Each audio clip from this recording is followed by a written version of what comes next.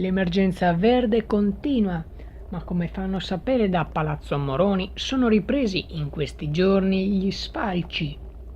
Da risolvere le situazioni più importanti, dallo sfalcio sugli argini agli alberi resi pericolanti o crollati nei temporali del mese scorso.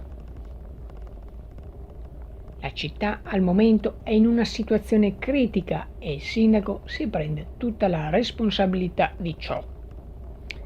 Sulle cause che hanno portato la città a questo punto, oltre i temporali e le piogge di questi mesi, anche l'Ufficio Verde di recente ricostituito. La minoranza nel frattempo parla di incompetenza e chiede la revoca delle deleghe per l'assessore al verde Gallani. Zwischenwald Channel News, Padova.